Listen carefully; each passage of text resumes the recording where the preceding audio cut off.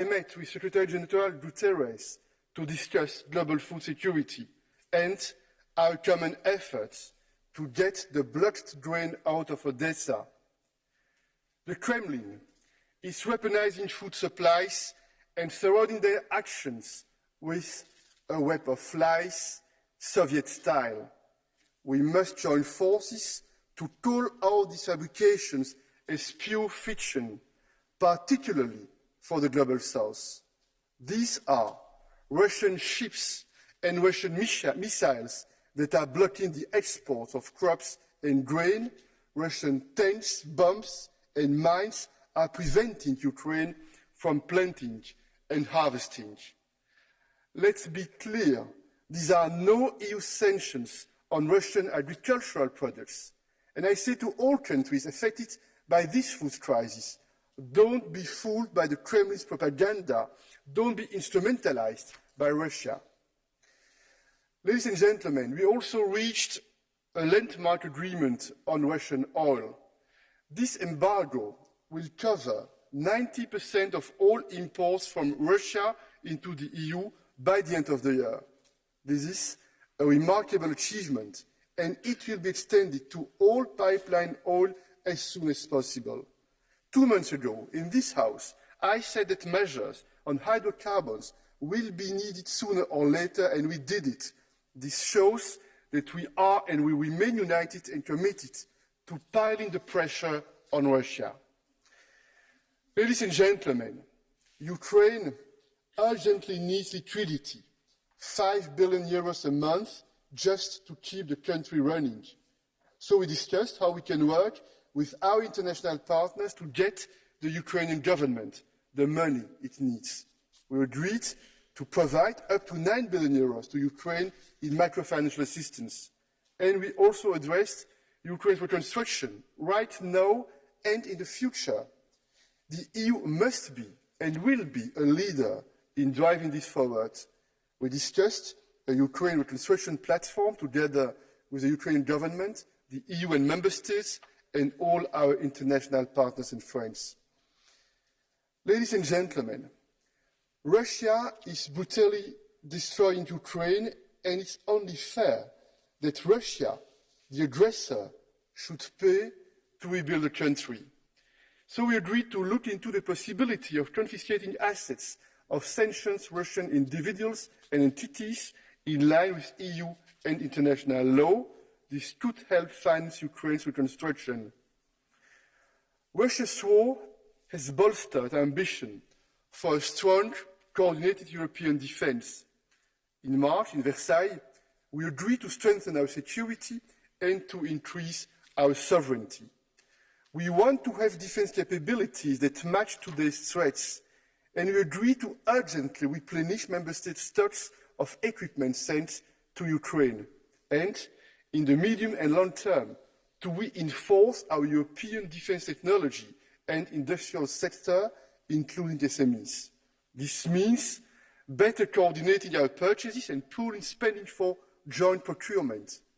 Member states' lack of cooperation on defense is costing tens of billions of euros per year. Only 11% of member states' defense investments are spent collaboratively, and we are missing huge opportunities for real savings, for economies of scale, and for ensuring that our armed forces are more interoperable. A more capable EU will strengthen NATO and increase global security. We also discussed energy prices, including the possibility of trying to lower the gas price by capping it together with our international partners.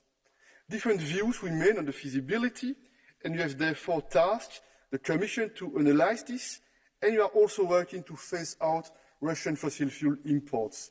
And to become more energy independent, we will act in 4 key areas. First, we will diversify the fuels we use and the sources they come from. Second, we will speed up the deployment of renewables and the permitting procedures.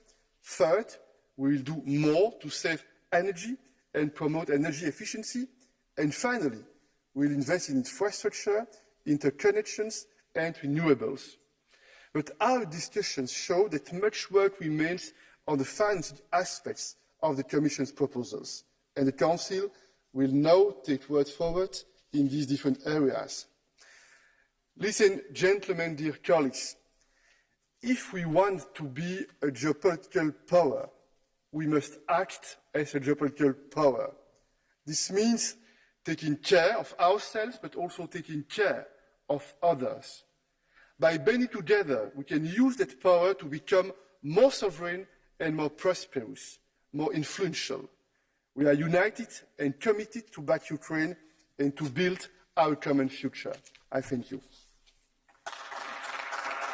Thank you very much, President Michel. And now I give the floor to the President of the European Commission, Ursula von der Leyen.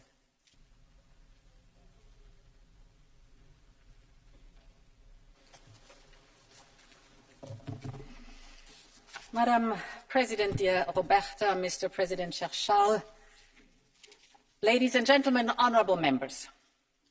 In the early weeks of this war, you remember that the leaders were gathering in Versailles and Europe found a common sense of purpose. The European Commission took responsibility to translating this purpose into action. At the European Council last week, there we presented our very practical approaches and proposals on 4 main topics. The first one is we have to get rid of the dependency on Russian fossil fuels. We have gotten rid already of coal. We are now in a phase where we can wind down the dependency on Russian oil, 90% till the end of the year. I would have hoped for 100%, but this is unanimity, so 90% is good till the end of the year. And now we have to look at gas, and for that we presented the 300 billion package Repower EU. What is in it? 3 main pillars. The first one is diversify away from Russia towards more trustworthy and good suppliers, friends of us, for example, the United States, and to invest in the necessary infrastructure in a way, when I'm speaking, for example, about pipelines and interconnectors, that yes, today it's for gas, but tomorrow it has to be hydrogen ready, so the investment is worth it. The second part is energy saving and energy efficiency. Sounds so easy, is big topic, because I just want to share with you one figure that really impressed me. If in the European Union, over a year, we decrease the average heating temperature by 2 degrees only, this is the equivalent of the whole supply of Nord Stream 1. 2 degrees only. And this shows the power of energy savings and energy efficiency. And the third pillar is the most important, that is massive investment in renewables. And I could speak here for an hour about that topic, but I will not do that because I have to focus now on the 3 other topics. The second one is and was defense at the Council. The Commission did a gaps analysis. There is a clear underinvestment since the economic and financial crisis. You can see it. I give you a few figures that show that.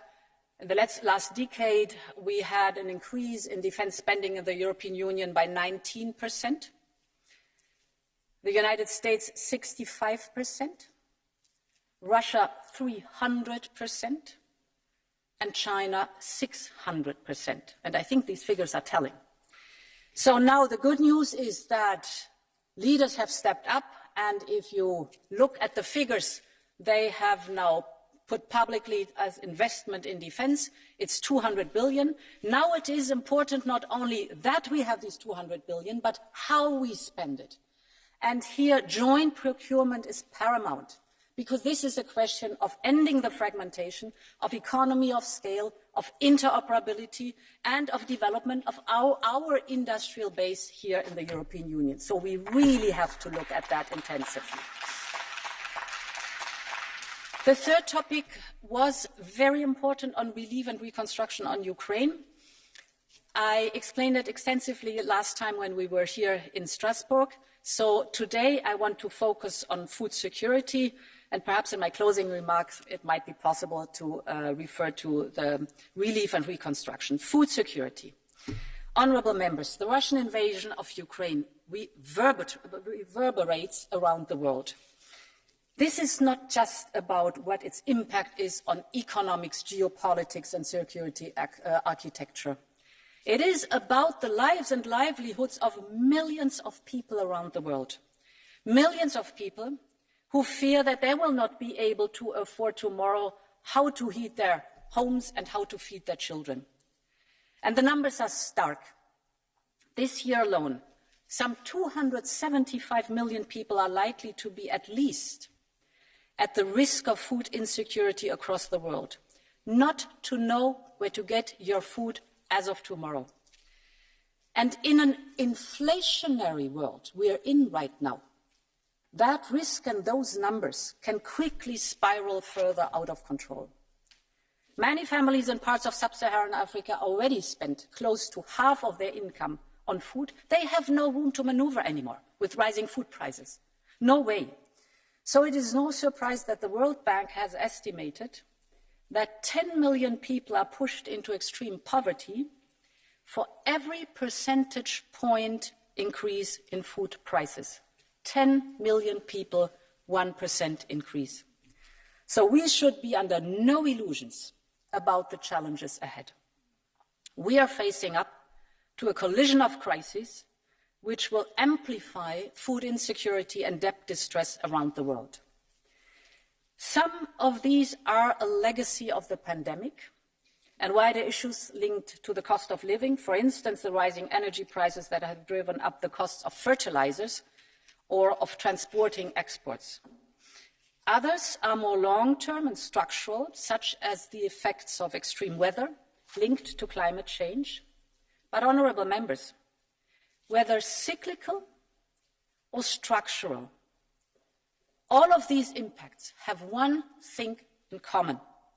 They are massively and deliberately compounded by Putin's war. And this is a cold, callous and calculated siege by Putin on some of the most vulnerable countries and people in the world. And therefore, honourable members, food has become now part of the Kremlin's arsenal of terror, and we cannot tolerate this.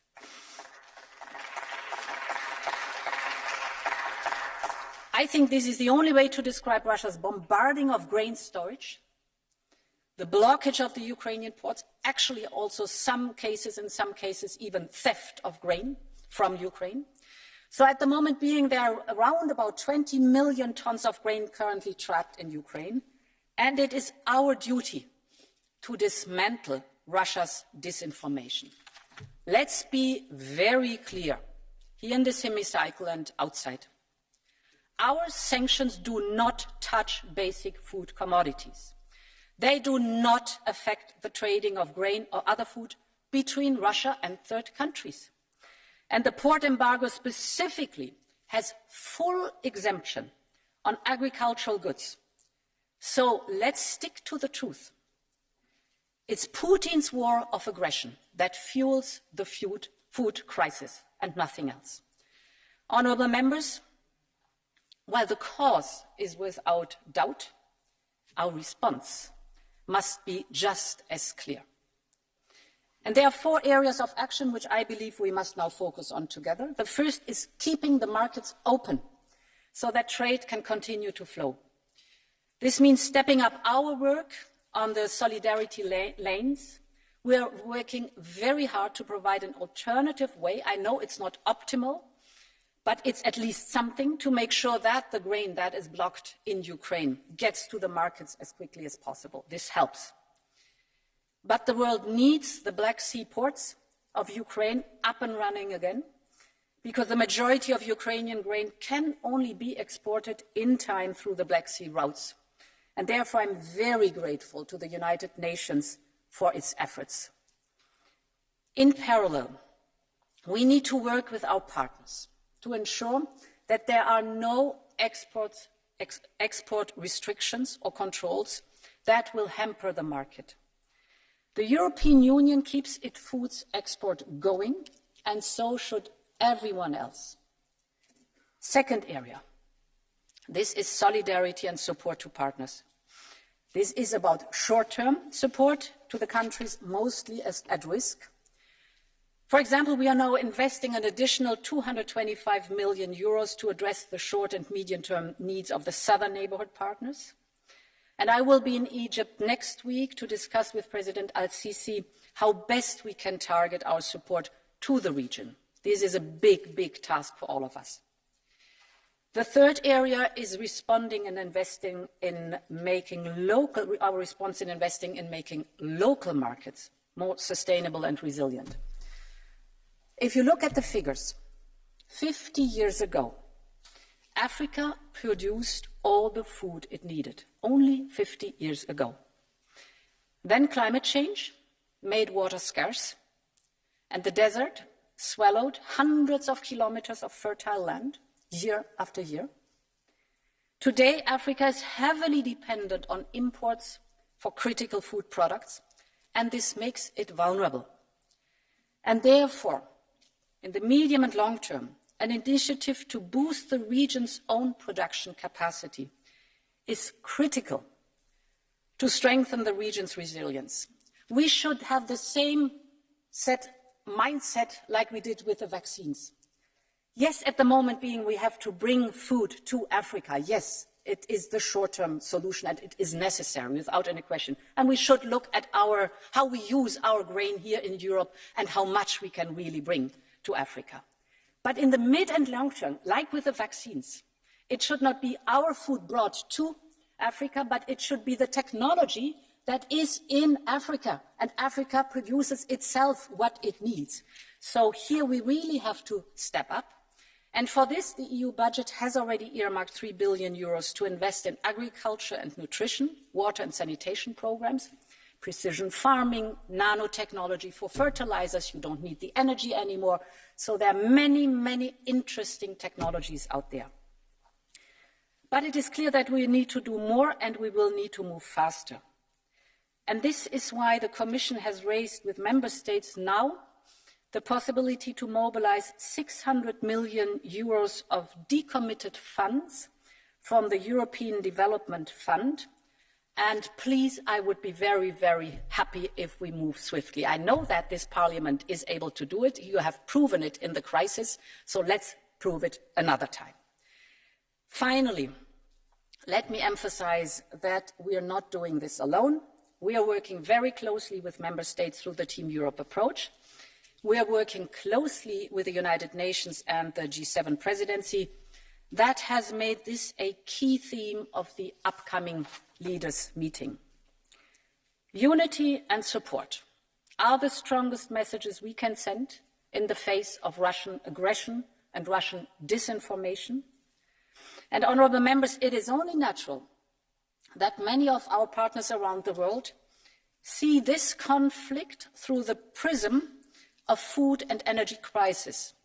And they expect the European Union, of course other countries in the world too, but they expect the European Union to show the same resolve, the same solidarity, as we have rightly so shown to Ukraine when it comes to addressing the food crisis in the world. And this is exactly what we will have to do through our own response, through our work with the G7 and with other partners. Long live Europe. Thank you. Thank you very much, Commission President. I'll now invite, on behalf of the EPP Group, Manfred Weber to take the floor.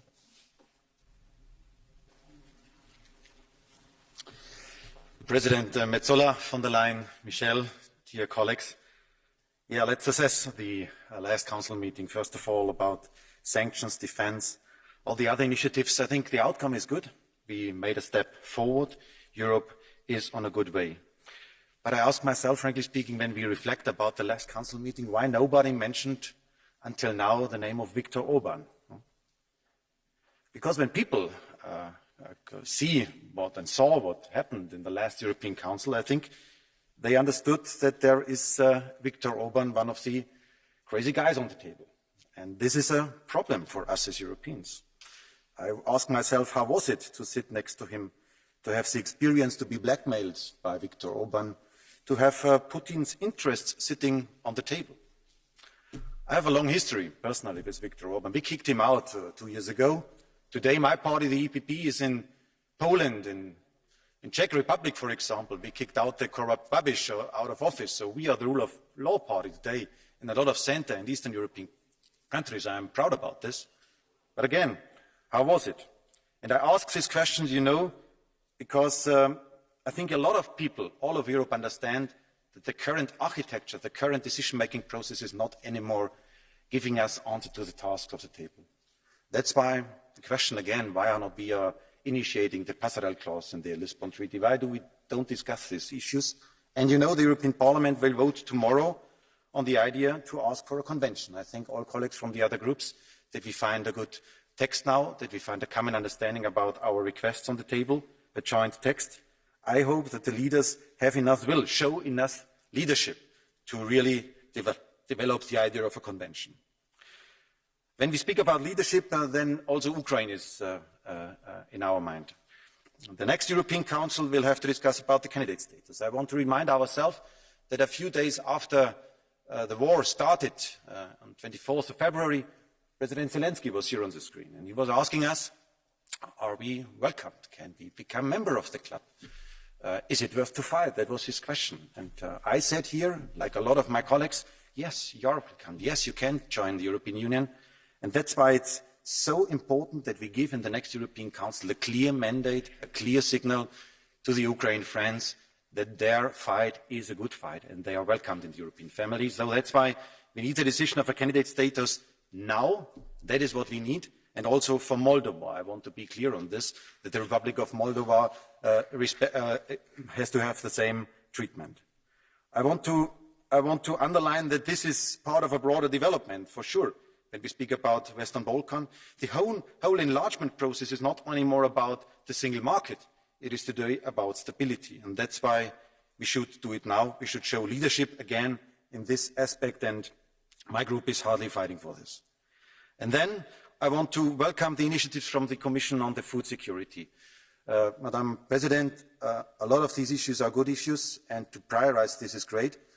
Probably, generally speaking, we can say farmers are not anymore seen as the bad guys polluting our environment, because that was the perception over the last years. Farmers are those who are working hard, families who are working hard to deliver high-quality food for all of us, and that should be respected, that should be seen, especially in the week where we celebrate 60 years of the CAP. And when we speak about the economic situation, dear colleagues, for farmers, then I want to ask President of the Council to consider to put another item on the agenda of the next European Council, because for the moment we speak a lot about the external dimension, but we don't speak so much about the concerns of our citizens, and that is about inflation, that is about the interest rates going up in the next few months, what we hear from the ECB. The growth rate is not promising for today's European expectations. We are in front of a recession, of a possible recession. People are confronted with the question, can I pay my bill for holidays now or for a better education for my children? That is the question of our citizens in the European Union. And that's why politically, populists are already waiting for this development. We have to give an answer. We have to prioritize this debate now. We have to prioritize it now. And the EPP always insisting in jobs, jobs, jobs. That is our method. And I ask you now to put this on the agenda of the European Council, to discuss this issue among leaders. From my political family, I can tell you, with strengthening single market, less bureaucracy, yes to trade agreements. We need the Mercosur agreement now. And also in this Fit for 55 package of today to find a good balance. We want to have a decarbonization, but not a deindustrialization of the European Union. That is now on the table, and that's why we have to prioritize this issue. Leadership is needed again. Thank you so much. Thank you, Mr. Weber. Now, on behalf of the S&D Group, I invite Irache Garcia Perez to take the floor.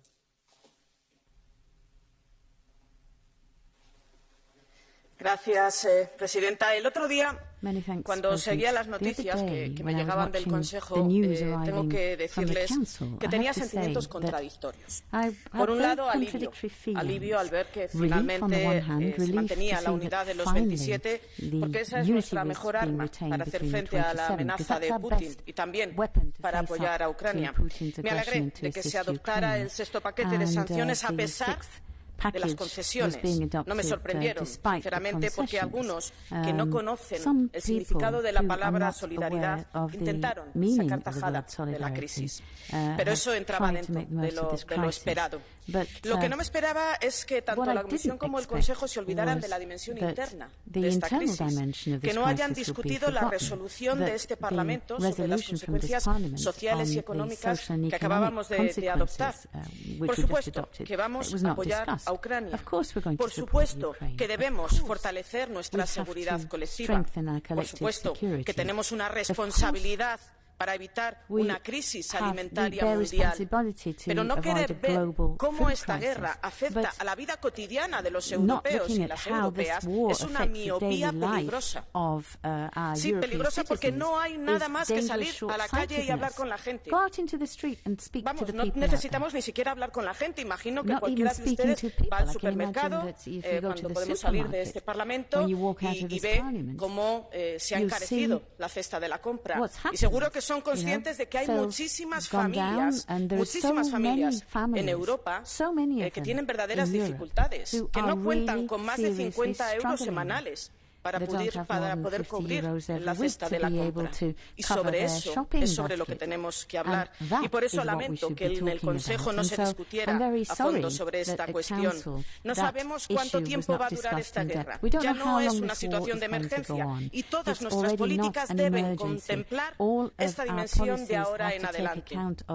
Realmente ya tenemos el mayor flujo de refugiados y sobre todo refugiadas desde la Segunda Guerra Mundial. Es encomiable la solidaridad que muestra la ciudadanía y sobre todo los países que tienen frontera con Ucrania. Ahora a ver si los gobiernos están a la altura, porque necesitamos financiar las políticas de integración para todas estas personas. Y yo creo que ya es hora de que el Consejo se siente a hablar del pacto migratorio, señor Michel. La emergencia climática y la crisis alimentaria a la que la propia Comisión se ha referido nos parecen indicar que la presión migratoria